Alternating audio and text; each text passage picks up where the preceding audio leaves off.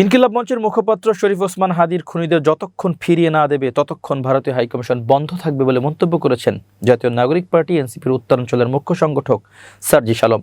বৃহস্পতিবার 18 ডিসেম্বর রাত 10টা 41 নিজের ফেসবুক অ্যাকাউন্টে তিনি এ মন্তব্য করেন। ওই পোস্টে সার্জিস আলম লিখেন, অন্তর্বর্তী সরকার শহীদ হাদী ভাইয়ের খুনিদের যতক্ষণ পর্যন্ত না ভারত ফিরিয়ে দেবে ততক্ষণ পর্যন্ত বাংলাদেশে ও ভারতীয় হাইকমিশন বন্ধ থাকবে। তিনি আরও লিখেছে, now or never, we are in a war.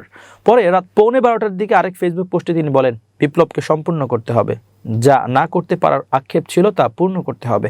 রাত 12:30টার দিকে আরেক ফেসবুক পোস্টে সার্জিস বলেন, খোদা আমাদের দ্বিতীয়বার সুযোগ দিয়েছেন, জান দিয়ে হলেও বিপ্লবকে পরিপূর্ণ করতে হবে। এর আগে বৃহস্পতিবার রাত 9:45টার দিকে সিঙ্গাপুরের একটি হাসপাতালে চিকিৎসাধীন অবস্থায় ইনকিলাব মঞ্চের মুখপাত্র শরীফ ওসমান হাদী মারা যান। শরীফ ওসমান হাদীর ভেরিফাইড ফেসবুক পেজের এক পোস্টে তথ্য নিশ্চিত করা হয়েছে। এছাড়া ইনকিলাব মঞ্চের ফেসবুক পেজেও বিষয়টি জানানো হয়েছে। ওই পোস্টে বলা হয়, ভারতীয় আধিপত্যবাদের মোকাবিলায় মহান বিপ্লবী ওসমান হাদীকে আল্লাহ শহীদ হিসেবে কবুল করেছেন।